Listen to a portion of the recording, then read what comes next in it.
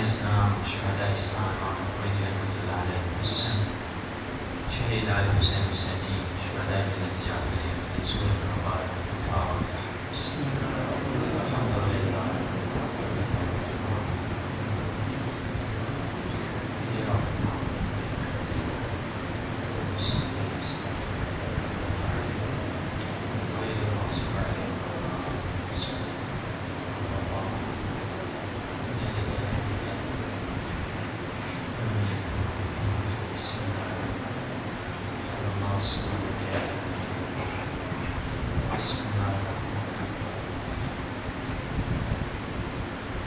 أعوذ بالله من الشيطان اللعين الرجيم بسم الله الرحمن الرحيم الحمد لله رب العالمين الحمد لله وما هو أهل والصلاة والسلام على سيد المرسلين وخاتم النبيين بالقاسم محمد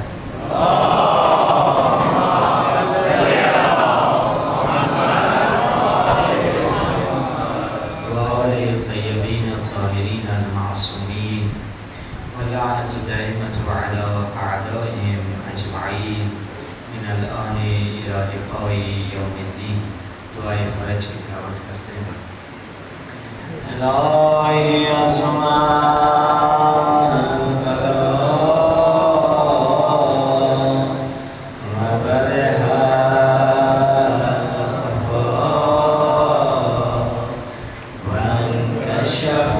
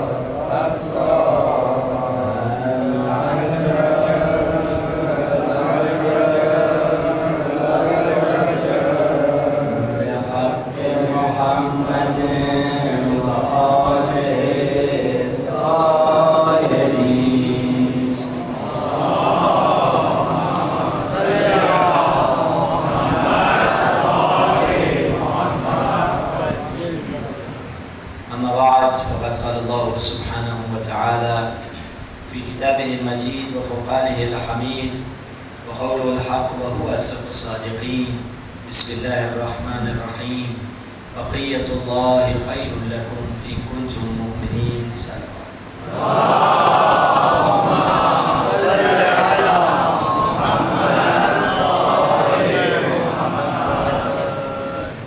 خداوند متعال قرآن مجید میں ارشاد فرما رہا ہے، میں نے انسانوں اور جنوں کو خلق نہیں کیا مگر عبادت کے مقصد کی وجہ سے۔ انسان کی زندگی اور جن کی زندگی کا مقصد عبادت ہے۔ اللہ نے انسانوں اور جنوں کے علاوہ تیسری مخلوق بنائی جس کا نام فرشتہ ہے۔ فرشتہ آگ سے نہیں بنتا، فرشتہ مٹی سے نہیں بنتا۔ انسان خاکی مخلوق ہے، جن ناری مخلوق ہے، مگر فرشتہ نوری مخلوق ہے۔ فرشتہ کیسے بنتا ہے؟ فرمایا جب کوئی حدیث رسول میں ہے، جب کوئی مومن اٹھتا ہے، وضو کرنے کے لیے جاتا ہے، مثال کے طور پہ آپ رات کو اٹھے، آپ نے سوچا نماز شب پڑھ لی جائے، آپ نماز شب پڑھنے کے لیے وضو کرنے کے لیے گئے۔ اب آپ جو وضو کر رہے ہیں، مومن کے وضو سے جو قطرات گرتے ہیں، ایک ایک قطرے سے خدا ایک ایک فرشتہ بنتا چلا جاتا ہے۔ یعنی فرشتہ وہ اس مومن کا قبر میں مددگار ہوگا، برزخ میں اس کا غلام ہوگا، اور اسی طرح جنت میں اس کا خادم ہوگا۔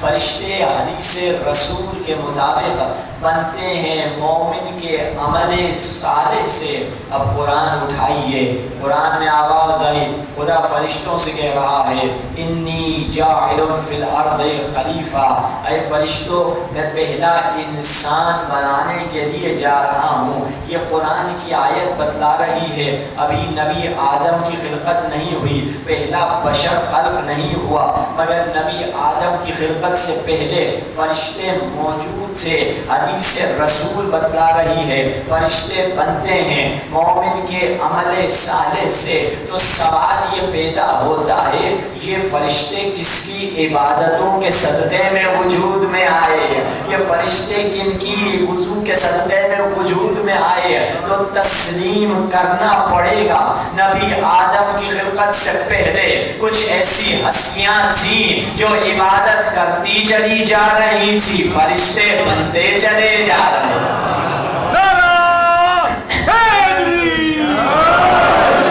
کچھ ایسی ہستیاں تھیں جو عبادت کر رہی تھیں، جن کی عبادت کے صدقے میں اتنے سارے فرشتے بن گئے۔ اب وہ کون ہستیاں تھیں؟ حدیث رسول میں ہے، رسول اللہ نے فرمایا خدا نے میرے نور سے عرش کو بنایا، علی کے نور سے فرشتوں کو بنایا، سیدہ کے نور سے زمین اور آسمان کو بنایا، حسن کے نور سے سورج اور چاند اور ستاروں کو بنایا، اور حسین کے نور سے جنت اور حور اور غلمان کو بنایا۔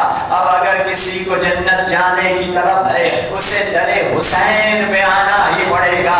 تبھی تو ہم کہتے ہیں گر دل میں قدوت ہے حسین ابن علی کی، گر دل میں قدوت ہے حسین ابن علی کی، کانٹا ہے تو گلشن میں نبات کر کلی کی، کانٹا ہے تو گلشن میں نبات کر کلی کی۔ وہ دوزخ اس سمت ہے اسی سمت نکل جا، جنت تو ہے جاگیر حسین ابن علی۔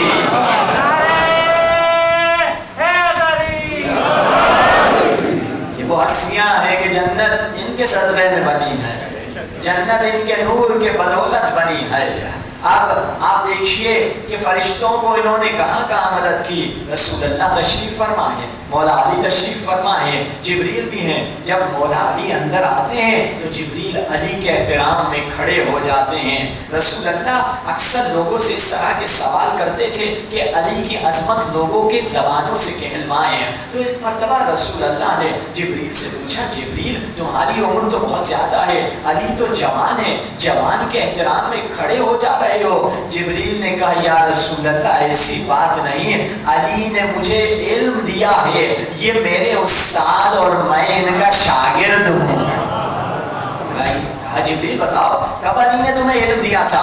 کہا یا رسول اللہ جس دن میں پیدا ہوا. اب ہماری خلقت ہو رہے، ہمیں کسی کو یاد نہیں پیدا ہوا تو کیا ہوا، کس نے کیا بولا، ماں نے کیا بولا، باپ نے کیا بولا، سب ہمیں بتایا جاتا ہے، انسان بھول جاتا ہے. مگر فرشتوں کی خلقت ہم سے ڈفرنٹ ہے. جس دن میں پیدا ہوا خدا نے میرے سے ایک سوال کر دیا، جبریل بتا تو کون ہے، میں کون ہوں. اب مجھے کیا پتا، تازہ مولود نو مولود فرشتہ، تازی برتھ ڈے ہے، اس کی ولادت کا دن ہے. اب میں نے اپنی ذہنیت کے حساب سے کہا کہ تو ہے، میں ہوں. ایک مرتبہ خدا کی آواز جلال میں آئی، جبریل بتا تو کون ہے، میں کون ہوں. اب میں گھبرا گیا، اگر میں نے پھر سے وہی جواب دے دیا تو ایک مرتبہ پھر سے ڈانٹ پڑے گی. اب میں پریشان ہو گیا. جب پریشان ہو گیا، فرشتوں کا فرشتہ، یہ فرشتہ کہتا ہے جبریل، اس وقت مجھے علی نظر آئے. علی نے کہا خدا سے اس طرح سے گفتگو نہیں کی جاتی، ہم تجھے ادب گفتگو سکھاتے ہیں. کہو انا عبد الذلیل انت رب الجلیل، میں بندہ ذلیل ہوں تو رب جلیل ہے.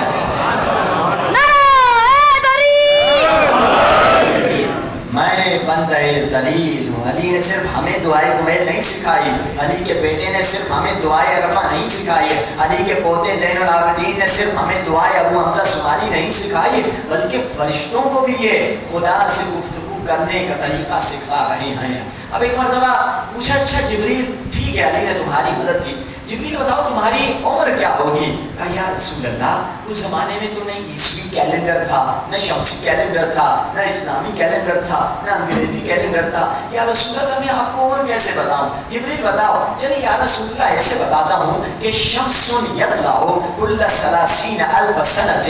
ایک رسول خدا ایک ایسا نجم یطلع، ایک ایسا ستارہ ہے جو ہر 30,000 سال میں ایک مرتبہ چمکتا ہے. وَأَنَا رَأَيْتُهَا 30,000 مرہ، اور میں اس ستارے کو 30,000 مرتبہ دیکھ چکا ہوں. یعنی 30,000 کو ملٹیپلائی بائی 30,000 کریں گے یا رسول اللہ میری عمر. اب رسول اللہ نے کہا جبریل اگر اس ستارے کو پھر سے دیکھ لو کیا پہچان لو گے؟ کہا یا رسول اللہ کیسے نہ پہچانوں، میں اس ستارے کو 30,000 مرتبہ دیکھ چکا ہوں. جبریل بتاؤ کیا دل کر رہا ہے پھر سے اس ستارے کو دیکھو؟ یا رسول اللہ بڑا طویل عرصہ ہوا ہے میری اس ستارے سے ملاقات نہیں ہوئی ہے، آپ ملاقات کروا دے تو کیا ہی کہنا. ایک مرتبہ رسول اللہ علی کو دیکھتے ہیں، فرماتے ہیں خذ الامامۃ عن جبہتک، کیا علی اپنی پیشانی سے امامے کو ہٹا. علی کا امامہ ہٹنا تھا. ایک مرتبہ جبریل نے علی کی پیشانی میں وہی نور دیکھا جسے صدیوں سے ستارہ سمجھتا ہوا آ رہا تھا.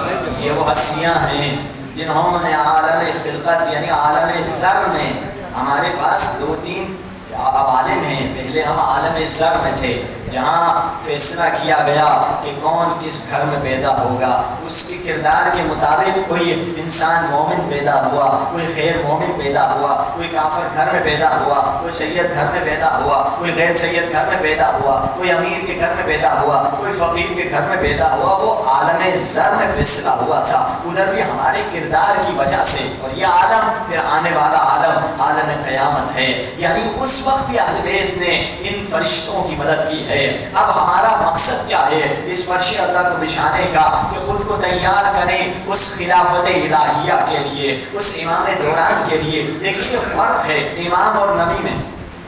جب خدا نے رسول اللہ کو حکم دیا کیا کہا؟ قوم فانذر، ابھی اٹھیے آپ لوگوں کو کانٹیکٹ کیجئے، لوگوں سے رابطہ کیجئے، لوگوں کو ڈرائیے. یعنی نبی کا کام ہے لوگوں کی طرف جانا، مگر امام کی رسپانسبلٹی اور ہے. دیکھیے مقام اور رتبے کی بات نہیں ہو رہی، ذمہ داری کی بات ہو رہی ہے. جب امام کی کیا ذمہ داری ہے؟ جب بی بی سیدہ جنت البقیع میں گئی، لوگوں نے اعتراض کیا علی ہمارے پاس کیوں نہیں آئے؟ بی بی سیدہ نے 2 جواب دیے. پہلا جواب یہ دیا کہ میں تم سب کے گھروں پہ آئی تھی، تم نے وعدہ دیا تھا مدد کا، مگر تم لوگوں نے مدد نہیں کی. اور دوسری بات बीवी ने जो जवाब दिया वो यही फ़र्क है जिम्मेदारी का, इमामत और नबूवत की जिम्मेदारी में जो फ़र्क है। इमाम लोगों को कांटेक्ट नहीं करते, इमाम लोगों को एक्सेस नहीं करते। क्यों? क्योंकि बीवी ने फरमा दिया मसलुल इमाम का मसलुल काबा, इमाम की मिसाल काबे की तरह है। लोग काबे की तरफ जाते हैं, काबा किसी की तरफ नहीं जाता। यानी इमाम ज़माना काबे की तरह है। तौबा नऊज़ु बिल्लाह, फिर कहूँगा तौबा नऊज़ु बिल्लाह, अगर हम इमाम की तरफ न जाएं तो 1,00,000 साल बाद भी सुबूर नहीं होने वाला। यानी मौला कह रहा है तुम खुद को वहां तक लेकर आओ। यानी इमाम को हमारी जरूरत नहीं है, हमें इमाम की जरूरत है। हम खुद को वहां तक नहीं पहुंचा रहे, तभी तो 1000 साल गुजर चुके हैं और मौला हैबत के पर्दे में है। इमाम काबे की मिसाल है, हमको काबे तक खुद को पहुंचाना है ताकि उस खिलाफत इलाहिया तक खुद को पहुंचाए। और यही हमें दर्सगाह हुसैनी, ये फर्श अज़ा हमको वहां तक ले जाना चाह रहे हैं कि इमाम तक खुद को पहुंचा दो। अब कैसे खुद को इमाम तक पहुंचाऊं? देखिए हम कितना, एक बहुत अच्छा शेख बहानी ने कैलकुलेशन किया, कहने लगे अगर दिन में एक बंदा 6 घंटे सोता है तो 1/4 ऑफ द डे यानी दिन का चौथा हिस्सा वो सो रहा है। अगर ये शख्स 80 साल जिएगा तो 20 साल इसके सोने में गुजर जाएंगे। यानी 20 साल हमारे खर्राटों में गुजरते हैं, 20 साल कंबल के नीचे गुजर जाते हैं, 20 साल चादर के नीचे सो रहे होते हैं। न नेकी लिखी जाती है न कोई हराम फेर लिखा जाता है। मगर छठे इमाम ने क्या खूबसूरत फॉर्मूला दे दिया। मौला ने फरमाया तुम सोने से पहले ये नियत कर लो कि मैं फजर से पहले उठूंगा, नमाज शब पढ़ूंगा। नियत करना, पक्की नियत करना, अलार्म रख देना, किसी को कह देना तुम्हें उठाए। अब चाहे उठो या ना उठो, फरिश्ता ये लिखेगा पूरी रात ये तस्बीह करता हुआ सो रहा था। आप सो रहे हैं, फरिश्ते ने तस्बीह लिख दी, आपके 20 साल सेव हो गए। 20 साल आपके कहाँ चले गए? तस्बीह में चले गए। क्योंकि कुरान में खुदा कह रहा है हल उनब्बिउकुम अला मन तनज़्ज़लु शयातीन, क्या मैं तुम्हें बताऊं कि लोगों पर शैतान नाजिल होता है।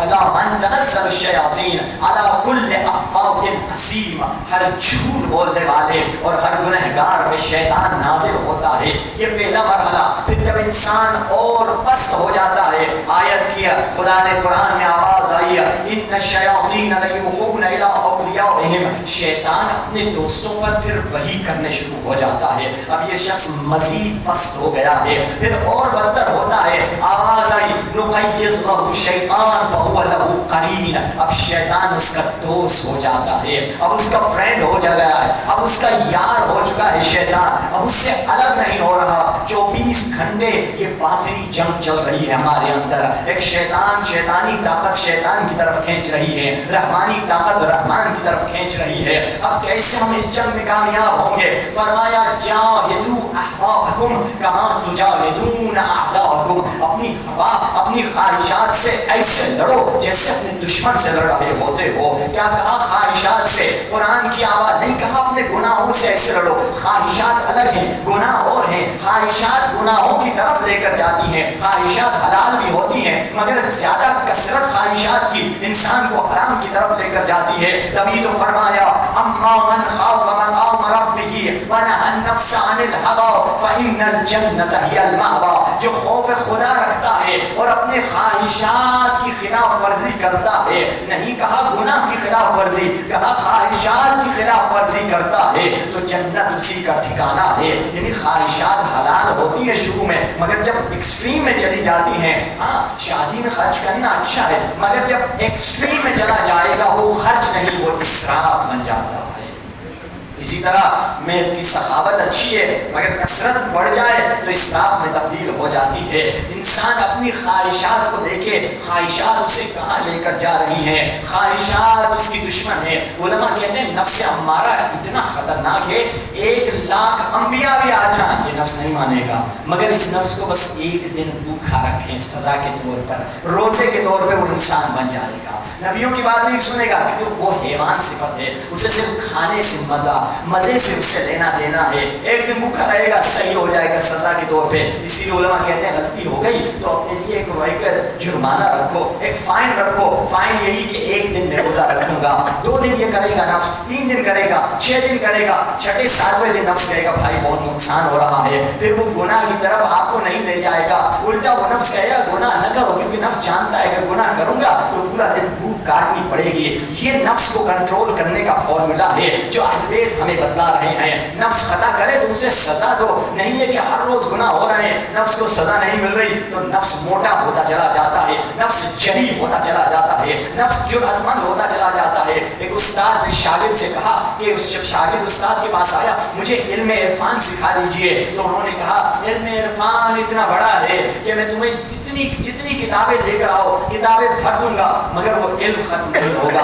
مگر یہی علم اگر چھوٹا کر لوں, اس علم کو خلاصہ کر دوں, اتنا چھوٹا ہو جائے گا کہ تم اپنے ناخن پہ بھی لکھ سکتے ہو. وہ پورا علم ہزاروں کتابوں میں جس کی جگہ نہیں, اس کو تم ایک ناخن میں لکھ سکتے ہو. کہا وہ کیا ہے؟ استاد نے کہا قتل نفس, اپنے نفس کو قتل کر لو تو خدا سے ملاقات کے قابل بن جاؤ. اپنے مائی کو قتل کرو, اپنی انا کو قتل کر دو. کربلا والوں نے اپنی انا ختم کی تھی. دلیل آپ کو دیتا ہوں کیوں, کیونکہ کہا آپ دیکھیے امام معصوم آگے کربلا میں کھڑے ہو کے کیا فرماتے ہیں, السلام علیکہ, سلام ہو کربلا کے شہیدوں. یہ امام معصوم 6 امام 7ویں امام کے جملے ہیں. کربلا والوں کے شہیدوں سے کہتے ہیں بے ابی انت و امی, میرے معصوم ماں باپ تم پہ قربان. ان شہیدوں میں حر بھی ہے, جون بھی ہے, حبشی غلام بھی ہے, سید بھی ہیں, غیر سید بھی ہیں, زہیر بھی ہیں, مگر معصوم امام کہہ رہے ہیں میرے معصوم ماں باپ تم پہ قربان. کیا وجہ ہے؟ جواب اگر سننا ہے تو میدان کربلا میں آئیے. میدان کربلا میں جب حسین نے چراغ بجھا کے کہا چلے جاؤ, کوئی نہیں گیا. جب چراغ کو روشن کیا گیا سب وہیں پہ بیٹھے ہوئے تھے. اب حسین نے اس وقت ایک جملہ کہا. کیا جملہ کہا کہ اے لوگوں, کیا تم سمجھتے ہو کہ تمہیں جنت نہیں ملے گی؟ میں تمہیں وعدہ دیتا ہوں, گارنٹی دیتا ہوں, تمہیں جنت بھی مل جائے گی. مگر کوئی نہیں اٹھا کیونکہ یہ جنت کے طالب نہیں تھے, یہ حسین کے طلبگار تھے, یہ حسین کے طلبگار تھے. اور مثال میں نے دی کہ السلام علیکہ وعلی الارواح التي حلت بفنائک, سلام ان پر جو حسین میں پگھل چکے تھے, اب ہر نہ رہے تھے, جون نہ رہے تھے, عباس نہ رہے تھے, سب پگھل کے حسین گویا بن چکے تھے. سب حسین میں بگڑ چکے تھے. یعنی ان کی رضا حسین کی رضا, ان کی خوشی حسین کی خوشی, ان کا غم حسین کا غم, ان کی مسکراہٹ حسین کی مسکراہٹ تھی. یہ وہ کربلا والے تھے. ہمیں اگر اپنی میں ہماری مٹ جائے, اس کی جگہ پہ کیا آئے؟ آقا کی خوشی آ جائے. میری خوشی نہیں ہے, ہماری خوشی نہیں ہے, میرے خاندان کی خوشی نہیں, حسین کی خوشی ہے, اللہ کی خوشی, علی ابن ابی طالب کی خوشی, اہل بیت کی خوشی ہے. آپ دیکھیے جوان ہے جس نے, آپ دیکھیے جو لوگ اس مقام پہ پہنچتے ہیں, نہج البلاغہ میں مولا فرماتے ہیں والجنت کمن قد رآہا, یہ جو مقام پہ پہنچتے ہیں نفس کے مار دینے کے مقام پہ, وہ ایسے ہیں گویا وہ جنت کو دیکھ رہے ہیں. والنار کمن قد رآہا, وہ ایسے ہیں کہ جہنم کو دیکھ رہے ہیں. حارث نامی شخص آیا صبح کے وقت, ایک نوجوان ہے, لڑکا سا ہے, لڑکپن کی عمر ہے, چہرے کا رنگ پیلا ہے. رسول نے کہا کیف اصبحت, کیسے اٹھے ہو؟ کہا یا رسول اللہ موقنا, میں یقین کی حالت پہ اٹھا ہوں. رسول نے پوچھا ہر چیز کی نشانی ہے,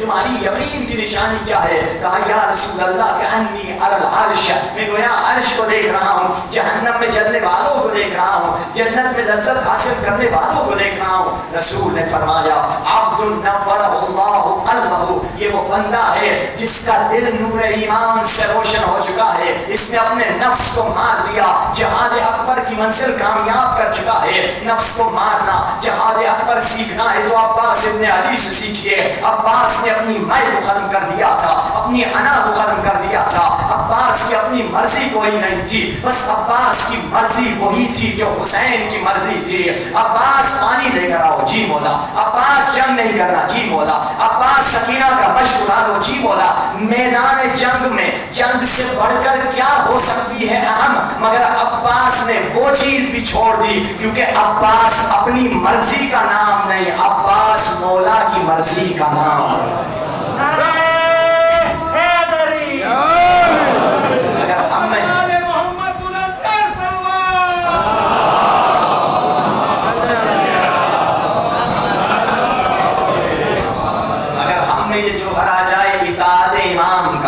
امام کی اطاعت کریں, رہیں، امام دوران کے نمائندے مجتہد کی اگر اطاعت کریں تو ہم بھی مولا سے گویا وفا کر رہے ہیں، ہم وفادار ہوں گے۔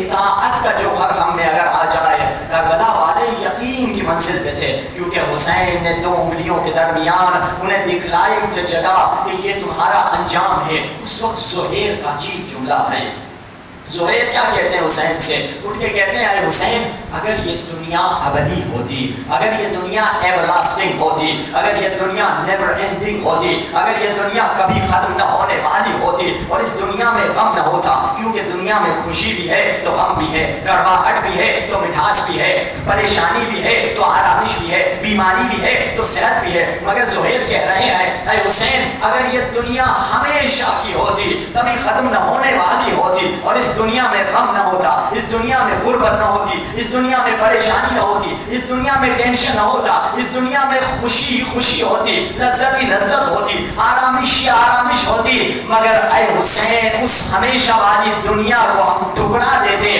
زہرا کے لال تیرے قدموں پہ شہید ہو جاتے۔ یہ عجیب ہے زہیر کا جملہ، یہ بہت گہرا جملہ ہے کہ یعنی اصل میں زہیر کہہ رہا ہے مجھے جنت نہیں چاہیے، یعنی جو کوالٹیز بتائی زہیر نے وہ جنت کی بتائی ہے، ہمیشہ والی چیز، جہاں غم نہیں، جہاں پریشانی نہیں، کا جنت کو ٹھکرا دیا۔ کیوں نہ جنت کو ٹھکرا دیتا؟ زہیر اسے مالک جنت حسین مل چکے تھے، مالک جنت جب مل گئے تو مجھے جنت کی کیا طلب ہے؟ آپ نے سنا انہی کے صدقے میں تو جنت بنی ہے۔ تو اب یہ وہ ہستیاں ہیں جنہوں نے اپنی انا کو ختم کر دیا تھا، اپنی میں کو ختم کر دیا تھا، وہ حسین میں پگھل چکے تھے۔ ہم کہاں سے آغاز کریں، کہاں سے اسٹارٹ کریں؟ زہیر محاربی چلے امام کے پاس آ کے کہتا ہے مولا میں مجلس کراتا ہوں گھر میں، میرے بچے آپ کے جاننے والے نہیں ہیں، وہ میرا مذاق اڑاتے ہیں۔ مولا نے کیا جواب دیا؟ دع الناس یذهبون، لوگ جو کہتے ہیں کرنے دو، مگر تم اپنے حق کے راستے پر ڈٹے رہنا۔ زہیر امر بالمعروف نہ بھولنا، نہیں عن المنکر نہ بھولنا، یہ مولا پیغام دے رہے ہیں۔ قرآن کی آواز آئی لا یخافون لومۃ لائم، جو اللہ کی راہ میں قدم اٹھاتے ہیں پھر وہ کسی ملامت کرنے والے کی ملامت سے نہیں ڈرتے ہیں۔ یہی پیغام حسین ابن علی ہے۔ حسین کا پیغام کیا تھا؟ حسین نے اپنا مقصد بتایا اپنے بھائی محمد حنفیہ کو خط میں، انی لم اخرج عاشرا ولا بطرا، میں فساد پھیلانے کے لیے نہیں اٹھا، وانما خرجت لطلب الاصلاح فی امت جدی، میں نانا کی امت میں اصلاح کے لیے اٹھا ہوں۔ اور اصلاح کیسے ہوگی؟ اريد ان امر بالمعروف وانهى عن المنکر۔ دو کربلا کے بہت اہم فیکٹر ہیں، کیا ایک میں پہلے امر بالمعروف کروں گا، پھر نہیں عن المنکر کروں گا، میں نیکی کا حکم دوں گا، برائی سے روکوں گا، میں کیا کروں گا؟ اصلاح نانا کی امت میں اصلاح کروں گا۔ عجیب ہے حسین نے عمل سے کر کے بتایا۔ علی اکبر تیری جوانی رہے یا نہ رہے، نانا کا دین سلامت رہے۔ قاسم تیری جوانی رہے یا نہ رہے، نانا کا دین سلامت رہے۔ علی اصغر تیری مسکراہٹ رہے یا نہ رہے، مگر نانا کا دین سلامت رہے۔ زینب تیرے سر پہ چادر رہے یا نہ رہے، مگر نانا کا دین سلامت رہے۔ سکینہ تیرے کان میں بالیاں رہے یا نہ رہے، مگر نانا کا دین سلامت رہے۔ درد دل حسین کو سمجھو، حسین کے جسم کے درد کو ہم سمجھتے ہیں تلوار سے لگا، مگر دل حسین میں درد دین کا تھا۔ میرے بچوں کی دینداری کا کیا ہوگا؟ کیا میرے بچے مولا کی راہ پر چل رہے ہیں؟ کیا میری بچی حجاب کر رہی ہے؟ کیا میری بیوی دین پہ ہے؟ میری اولاد نماز پڑھتی ہے یا نہیں پڑھتی؟ یہ درد دل حسین ہے۔ حسین نے چند چیزوں کو ایمرجنسی سچویشن میں بھی نہیں چھوڑا، یعنی مرتے دم ان چیز کو نہ چھوڑنا۔ کیا کہا؟ بھیا عباس ایک رات کی مہلت دے لے۔ مہلت لے کر عباس آ گئے، کیا کریں گے مولا؟ فرمایا انی احب الصلاۃ، مجھے نماز بہت پسند ہے۔ حسین نے نماز پڑھی ہے، حسین نے قرآن پڑھا ہے، حسین نے دعا پڑھی ہے اور حسین نے استغفار کیا ہے۔ علماء کہتے ہیں یہ چار چیزوں کو مرتے دم نہیں چھوڑنا۔ ایمرجنسی باپ مر جائے، بیٹا مر جائے، زلزلہ آ جائے، سیلاب آ جائے، یہ چار چیزوں کو نہیں چھوڑنا، کیونکہ کربلا سے پڑھ کر ایمرجنسی سچویشن کسی کی نہیں ہو سکتی۔ نماز کو کبھی نہ چھوڑنا، قرآن چاہے ایک صفحہ کیوں نہ ہو، نو کے نیزے پہ قرآن پڑھتا رہا سر حسین کہ زینب کا پردہ بچ جائے، حسین نے قرآن کا درس دیا ہے، میرا پورا دن گزر جائے، 24 گھنٹے گزر جائے، قرآن کو کھول کے ایک آیت نہ پڑھوں، میں حسینی کہلانے کے قابل نہیں ہوں۔ ایک صفحہ قرآن کا پڑھ لیا کرو عزادارو، اور استغفار ضرور کیا کرو، اور دعا کا کوئی دعا اٹھا کے پڑھ لیا کرو، دعائے عہد پڑھ لو، 100 مرتبہ استغفار پڑھ لو۔ یہ حسین نے 4 چیزیں کی تھی شب عاشور۔ حسین کی اگر اس قدم حسین کے ساتھ چلنا ہے، خلافت الہیہ تک اگر پہنچنا ہے، پہلا سبق یہ ہے جو زہیر نے دیا تھا، جو حر نے دیا تھا، جو حبیب ابن مظاہر نے دیا تھا، یعنی اگر ہم چاہتے ہیں حسین کی نصرت کریں، حسین دوران یعنی امام زمانہ کی نصرت کریں، ہمیں بھی اس قدم اس طرح سے چلنا ہوگا۔ کیا؟ پہلی چیز امر بالمعروف نہی عن المنکر۔ یاد رکھیے امر بالمعروف ہر شخص کو ہوتا ہے، بڑے کو بھی ہوتا ہے، چھوٹے کو بھی ہوتا ہے۔ آپ دیکھیے امر بالمعروف اتنا ہمیں کہ حدیث میں خدا، حدیث قدسی میں خدا اس مومن سے نفرت کرتا ہے جو کمزور اور ضعیف ہے۔ پوچھا وہ کون ہے کمزور اور ضعیف؟ جو برائی دیکھتا ہے مگر امر بالمعروف نہیں کرتا، مومن ہے مگر خدا کا منفور ہے، خدا اس سے نفرت کرتا ہے کیونکہ یہ نیکی کا لوگوں کو حکم نہیں دیتا، جس کی وجہ سے حسین نے جان قربان کر دی۔ امر بالمعروف اتنی اہم عبادت ہے کہ اس عبادت کی وجہ سے حسین جیسے امام کا خون بہنا پڑا تھا۔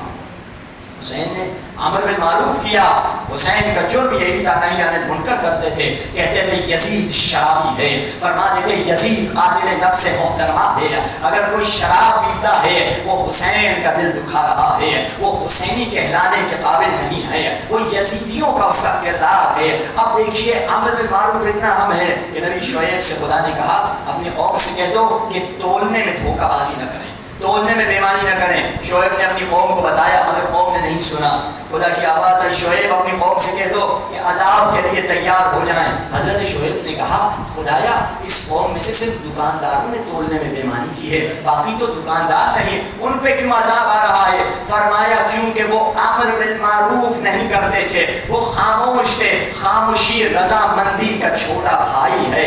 اگر انسان خاموش ہے، ظلم ہو رہا ہے کہیں بھی، فلسطین میں ظلم ہو رہا ہے، یمن میں ظلم کیا جا رہا ہے، کتنی بمبارمنٹ ہو رہی ہے، سارے کے سارے مالدار عرب ملک مل کے، سعودی عرب ہے، امارات ہے، یعنی سارے دنیا کے مالدار ملک سب مل کے غریب ترین عرب ملک پر حملہ کر رہے ہیں، مگر سلام ان کی شجاعت پر، سلام ان حسینیوں پر، ننگے پاؤں ہے مگر کہتے ہیں وہی حسین کا پیغام، حیات من الذلہ، ذلت کبھی ہمارے قریب آ نہیں سکتی ہے۔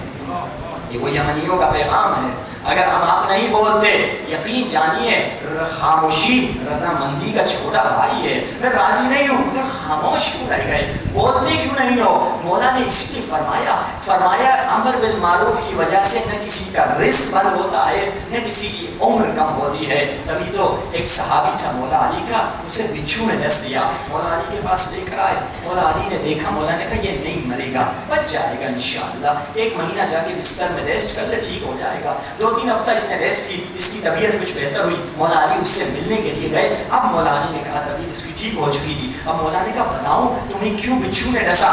نہیں مولا آپ بتائیے۔ کہا تم ہمارے چاہنے والے ہو، خدا ہمارے چاہنے والوں کو دنیا ہی میں سزا دے دیتا ہے۔ تم کسی محفل میں بیٹھے ہوئے تھے، لوگ وہاں پہ سلمان کی گلا کر رہے تھے، لوگ کہہ رہے تھے سلمان خام خواہ علی علی کرتا رہتا ہے، مگر تم نے تکلف میں آ کر سلمان کا دفاع نہیں کیا، تم نے یہ سوچا ارے یار دوست بیٹھے ہوئے ہیں محفل میں بدمزگی ہو جائے گی، تم نے سلمان فارسی جو علی کا چاہنے والا تھا اس کا دفاع نہیں کیا، اس کے نتیجے میں بچھو نے تمہیں ڈس دیا۔ عجیب ہے، یعنی سلمان مولا کے چاہنے والا ہے، اس کا میں نے اگر دفاع نہیں کیا، اگر کسی نے مجتہد یا مرجع کی توہین کر دی، کسی بزرگ عالم دین کی توہین کر دی، تو اگر میں ان کا دفاع نہ کروں تو خدا مجھے سزا دے گا۔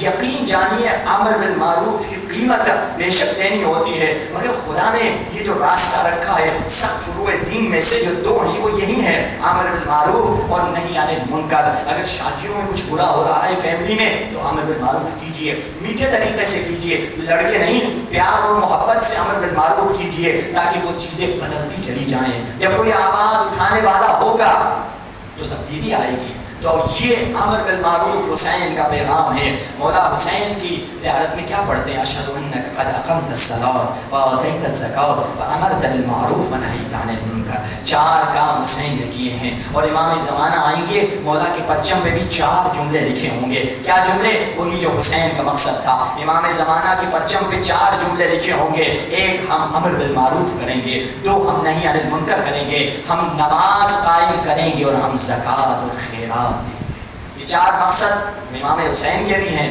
اور بعد میں سرکار کے بھی یہی 4 مقصد ہوں گے۔ اگر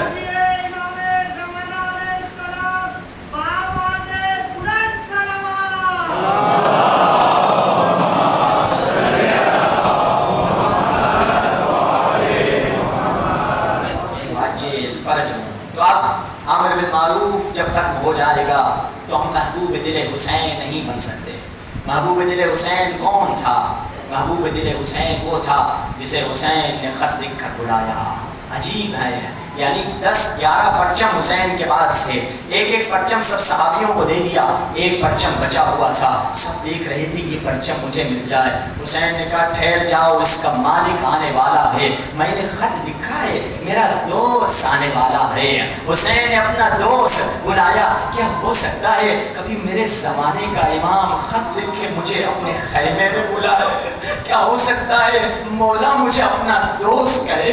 کیا ہو سکتا ہے مولا کہیں کہ ہم تم سے محبت کرتے ہیں، ہم تم کو دیکھ کر خوش ہو جاتے ہیں؟ یہ جملے اہل بیت اپنے صحابیوں کو کہا کرتے تھے۔ مولا سلمان کو دیکھ کے کہتے تھے میں تجھے دیکھتا ہوں مجھے خوشی ہوتی ہے۔ کیا امام زمانہ مجھے کہیں گے کہ میں تمہیں دیکھتا ہوں مجھے خوشی ہوتی ہے؟ ہاں، مگر حسین نے اپنے حبیب کو بلایا۔ محبوب دل حسین تھا حبیب۔ جیسے ایک دوست جاتا ہے کہیں گھومنے باہر جاتا ہے تو کہتا ہے دوست تم بھی میرے ساتھ چلو۔ حسین نے حبیب سے کہا حبیب میں جنت جا رہا ہوں، چلو ساتھ میں کیوں نہ جنت چلیں، چلو مل کے ساتھ میں جنت چلتے ہیں۔ حبیب کی صفت کیا تھی؟ حبیب کی صفت یہ تھی کہ حبیب، اسی خط میں مولا نے لکھا ہے حبیب تو غیرت مند ہے۔ حبیب غیور تھا۔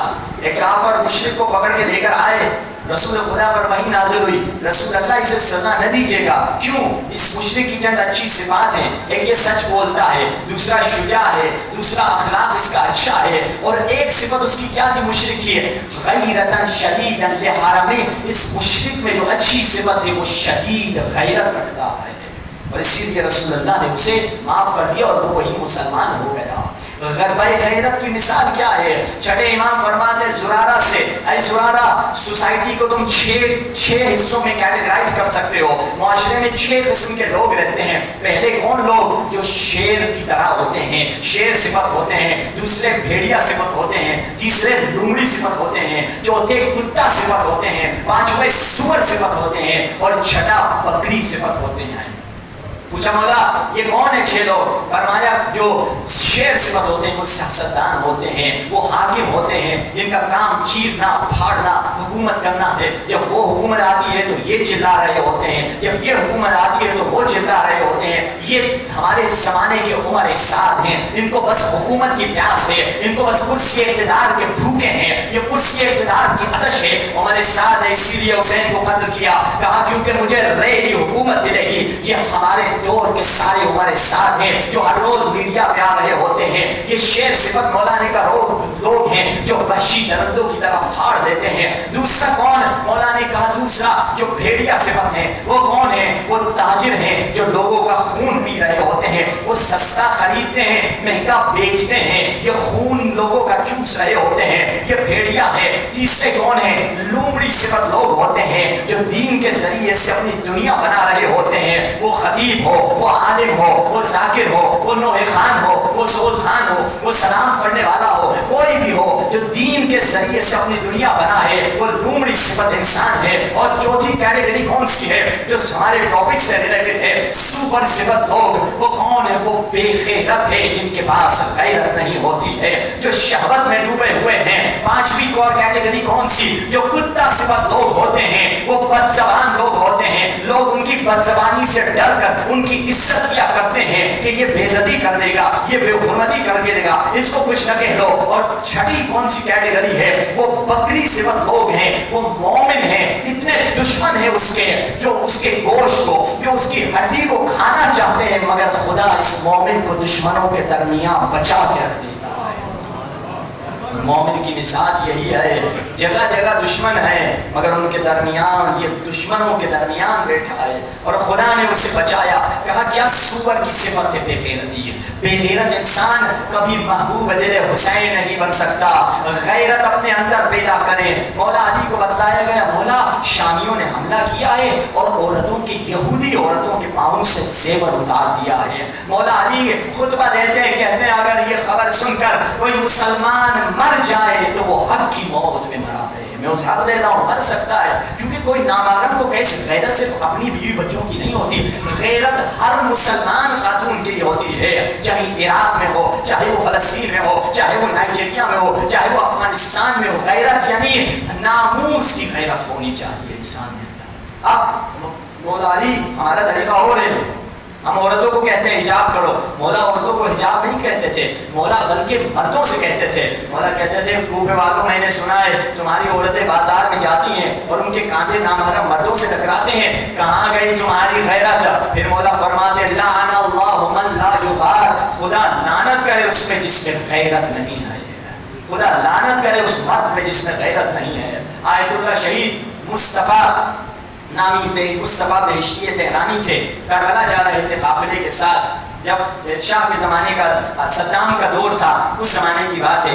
जब गए बॉर्डर पे तो फौजी ने कहा कि सबको देखा उसने, तो उनको कहा अपनी बीवी को कहिए अपने चेहरे से निकाब हटाए, हम उसको देखना चाहते हैं कि वही खातून है जिसकी पासपोर्ट में तस्वीर है या कोई और है। तो उन्होंने कहा आपके पास औरत है, औरत से कहिए मेरी बीवी को देखे और कंफर्म कर ले, फिर मुझे जाने दें। वो जो सिपाही था वो अड़ गया, जिद में आ गया, नहीं मुझे ही देखना है। उन्होंने कहा मेरी गैरत गवारा नहीं करती, तुम मेरी बीवी का चेहरा देखोगे। तो वो हट गए, इनका काफिला निकल गया। ये 3 दिन बॉर्डर पे खड़े रहे, बार बार आते देखते शायद ऑफिसर चेंज हो जाए, शायद कोई और ऑफिसर आ जाए, शायद इसके दिल में नरम रहम आ जाए कि औरत को कह दे कि मेरी बीवी को देख ले। मगर 3 दिन उन्होंने कोशिश की मगर उसने इजाजत नहीं दी। उसने कहा जब तक बीवी का चेहरा नहीं दिखाओगे मैं जाने नहीं दूंगा। इन्होंने अपनी बीवी से कहा कि बीवी देखो लग रहा है हमारी किस्मत में ज़ियारत नहीं है, यहीं पे ज़ियारत पढ़ के चले जाते हैं। वहीं पे बॉर्डर पे सीने पे हाथ रख के कहा अस्सलामु अलैका या अबा अब्दुल्लाह, हुसैन मौला तुझ पे सलाम हो मेरा। ये कह के वापस घर आ गया। बीवी बच्चों ने पूछा,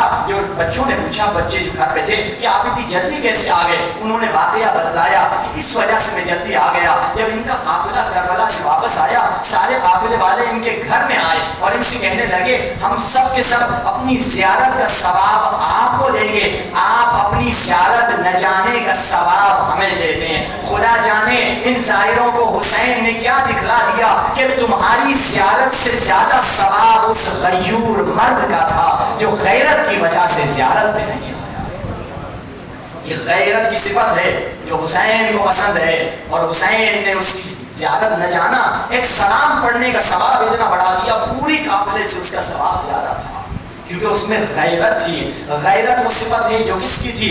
हबीब इब्न मज़ाहिर की सिफत थी। रसूलुल्लाह फरमाते हैं जो मर्द, जिस मर्द की बीवी सज के यानी जीनत करके यानी मेकअप करके घर से बाहर निकलती है, हर कदम जो उठाती है एक कदम के नतीजे में खुदा उस मर्द के लिए, जो मर्द जानता है उसकी बीवी ऐसे निकली है और उस पर राजी है, मौला फरमाते हैं हर कदम के नतीजे में खुदा उस मर्द के लिए जहन्नम का एक कमरा बनाएगा जिसमें वो अज़ाब अलीम चखता चला जाएगा, शदीद अज़ाब उसमें चखेगा क्योंकि वो बेगैरत था। बेगैरती वो सिफत है, नामूस की गैरत अगर इंसान में नहीं तो इंसान मोमिन कहलाने के काबिल नहीं है। ईमान अगर नहीं, अगर गैरत नहीं तो दर हकीकत हमारे अंदर ईमान नहीं। मोमिन वो है जिसके अंदर गैरत होती है। अगर इस दौर में गैरत को मारा जा रहा है कि ये मॉडर्न शख्स है, मॉडर्न बेगैरत को आजकल मॉडर्न कहा जाता है। हाँ, अहले बैत ने हमें गैरत का दर्स दिया। आखिरी जुमले इमाम हुसैन के क्या थे? जब शहादत से चंद मिनट पहले जब शिमर नईम ने कहा कि मैं जाकर خیموں کی طرف حملہ کرنا چاہتا ہوں. حسین کے جسم سے خون بہہ چکا تھا, اٹھنے کے قابل نہیں تھے, مگر ذوالفقار کے سہارے گھٹنوں کے بل اٹھے اور وہ جملہ کہا حسین نے, وہ سنہرا جملہ, وہ آسمانی جملہ, وہ عرشی جملہ. کیا فرمایا؟ یا شیعہ آل ابی سفیان, اے ابو سفیان کے شیعو, اے ابو سفیان کے ماننے والو, تم خیموں کی طرف کیوں جا رہے ہو؟ میں ابھی زندہ ہوں. اگر تم اللہ کو نہیں مانتے, اگر تم رسول کو نہیں مانتے, اگر تمہیں قیامت پر یقین نہیں ہے, کم از کم مرد آزاد تو بن جاؤ, ایک آزاد انسان بن جاؤ, ایک فری مین بن جاؤ. یہ بے غیرتی کیا کر رہے ہو تم؟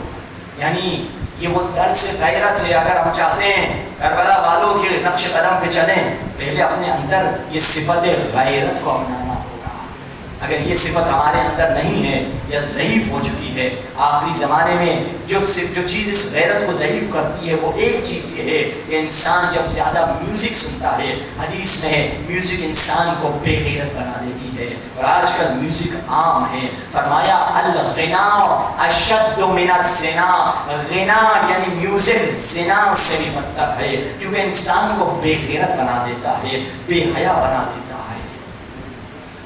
غیرت کا سب سے بڑا غم سید الساجدین کو تھا. وہ غیور امام جو پوری زندگی روتا رہا, گریا کرتا رہا. کہتے تھے مولا کم روئیں کم روئیں, مولا کہتے تھے یہ رونا بھی میرا کم ہے.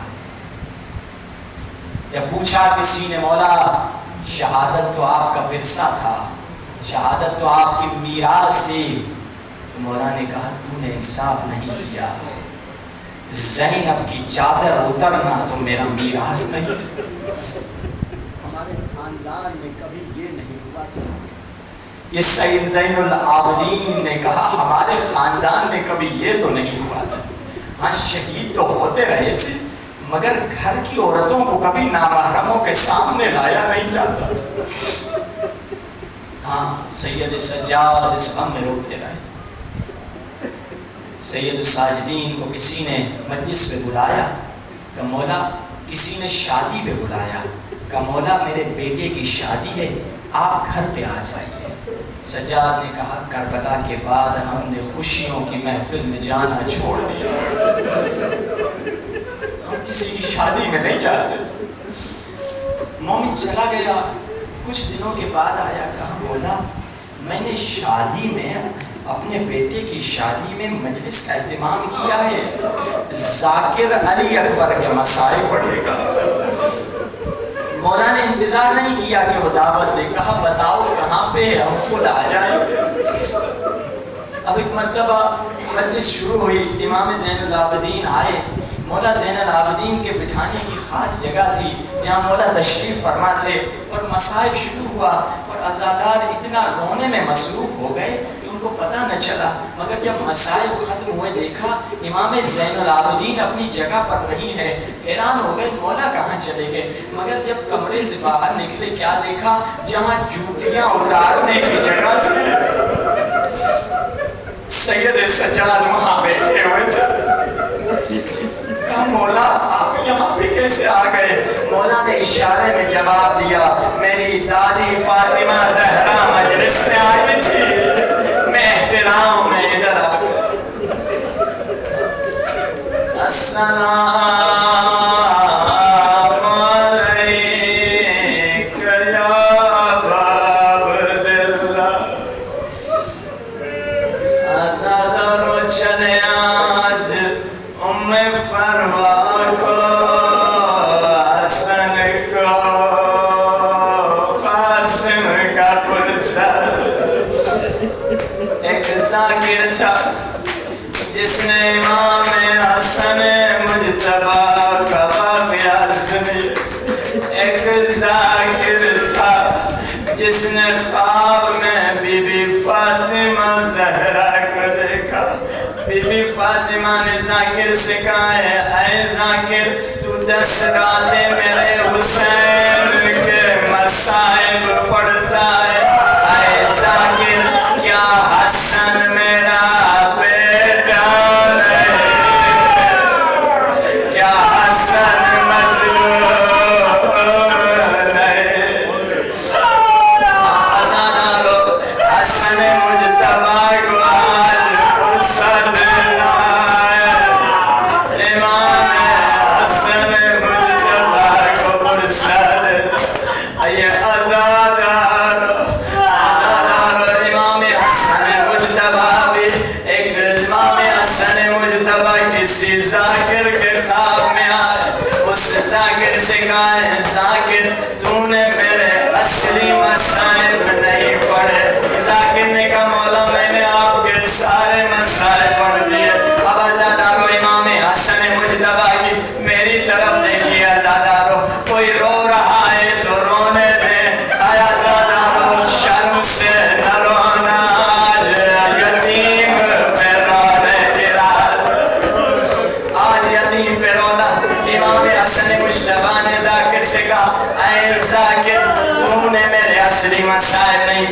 کہا مولا اصلی مسائل کیا ہے؟ مولا نے کہا میرے اصلی مسائل یہ مدینے کی گلی میں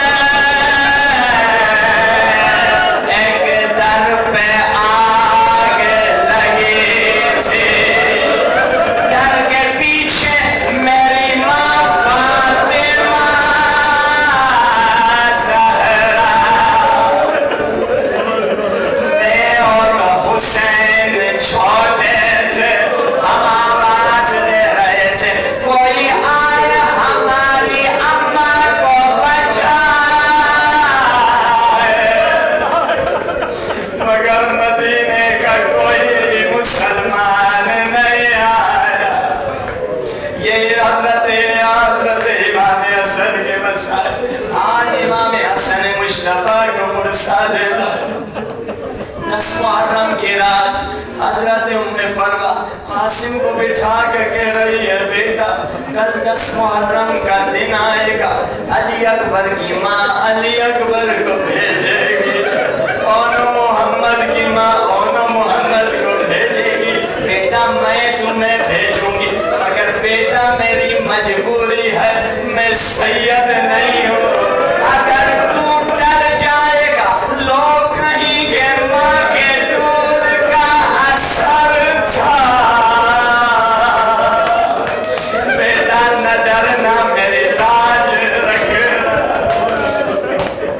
حضرت قاسم پریشان آئے، ایک مرتبہ حسین نے محسوس کیا، رات کا وقت عبادت کر رہے ہیں، حسین نے محسوس کیا کسی نے حسین کے پاؤں پہ ہاتھ رکھ دیا، پلٹ کے دیکھا، کیا دیکھا؟ قاسم آئے ہوئے۔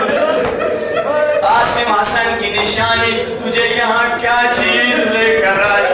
کہا چچا جان اماں سے کچھ ایسی باتیں ہوئی ہیں جس نے مجھے پریشان کر دیا، مجھے یہ بتائیے کیا کل کے شہید ہونے والوں میں میرا نام ہے؟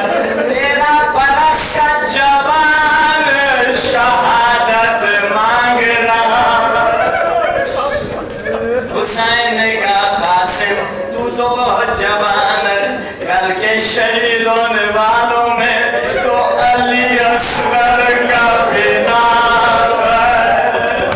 ایک مرتبہ جیسے قاسم نے یہ سنا، ہاشمی خون جلال میں آیا، جلال میں آ کر انگڑائی گئی، بند آبا کے بند ٹوٹے، کہا چچا کیا یہ لعین علی اصغر کے خیمے تک آ جائے گا؟ کیا یہ ملعون خیموں تک آ جائے گا؟ حسین کو قاسم کی ادا پہ پیار آیا، سینے سے لگایا، منہ چوما، کہا اماں کے پاس چلے جاؤ۔ پھر سے قاسم خیمے میں آئے، رو رہے ہیں، ماں نے پوچھا کیوں رو رہے ہو؟ کہا چچا نے مجھے صحیح سے نہیں بتایا کیا کل بھی میں شہید ہوں گا یا نہیں۔ اب بیوہ مائیں بڑی حساس ہوتی ہیں اپنے یتیم بچوں کے متعلق۔ قاسم کی ماں نے اپنے بچے کا ہاتھ پکڑا، کہاں آئی؟ بی بی زینب کے پاس آئی، کہا ثانیہ زہرا اے وارث چادر تطہیر، بی بی میں سید نہیں مگر یہ بچہ تو آپ ہی کا بچہ ہے، ذرا حسین سے کہلوا دیجئے کل میری قربانی قبول ہوگی۔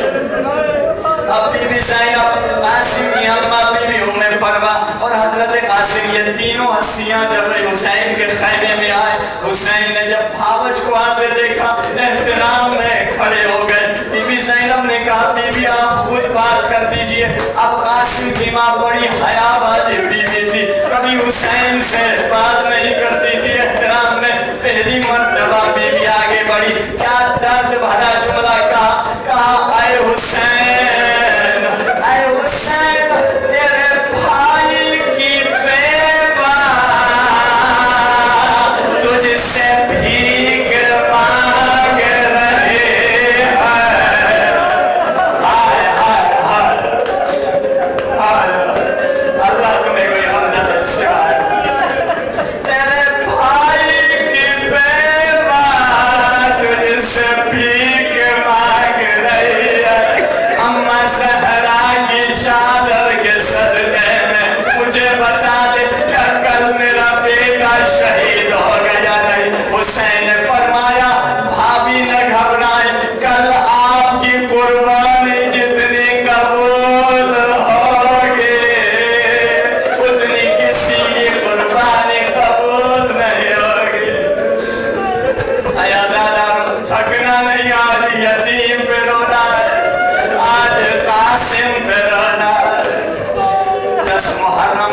سامنے نہ آیا.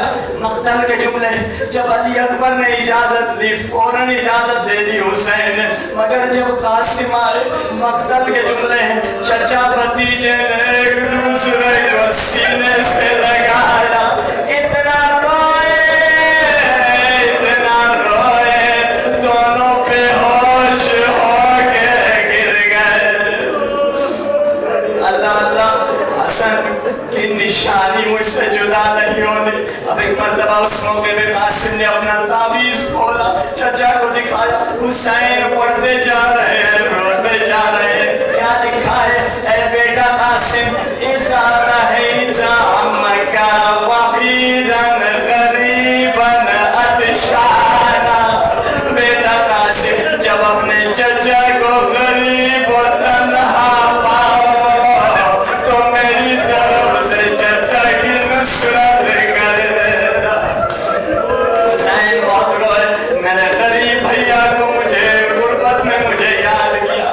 اب عباس نے گھوڑے پہ بٹھایا حضرت قاسم کو.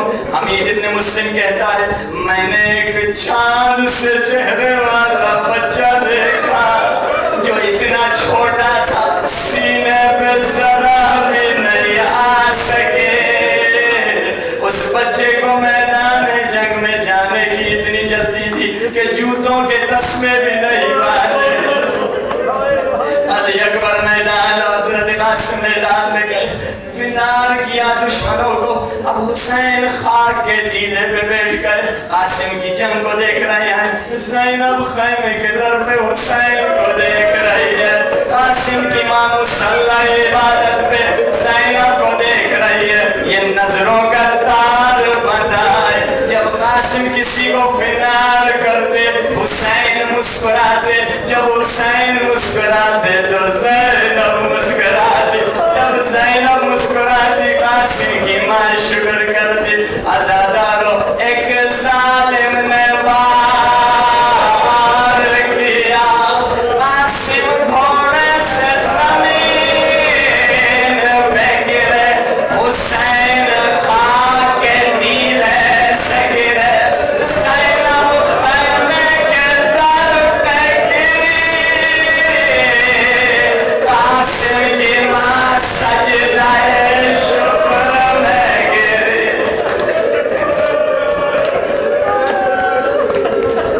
قاسم کی ماں سجدہ شکر میں گری.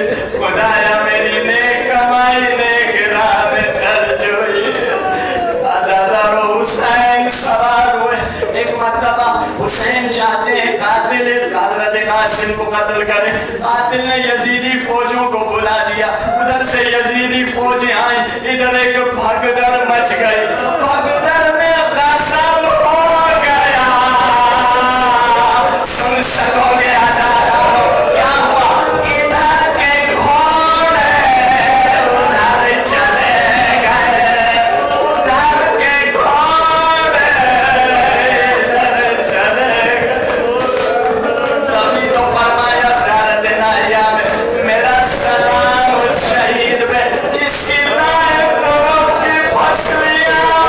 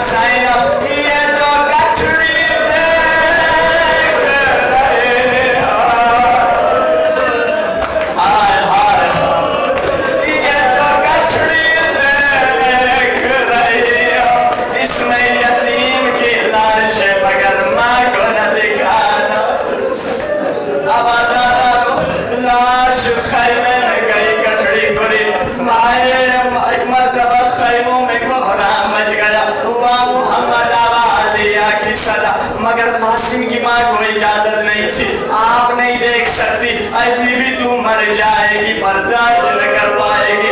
कासिम की माँ खैमे के दरवाजे से सर टकराती है, क्या कहती है, क्यों मर जाऊंगी, मुझे अपना बच्चा दिखा दो। अब जो इजाजत मिली देखने की, कासिम की माँ ने जिस्म के टुकड़ों को देखा, सजदे में गिर पड़ी। अब जो सजदे से सर उठाया, जानते हो क्या कहा, बीवियों से देख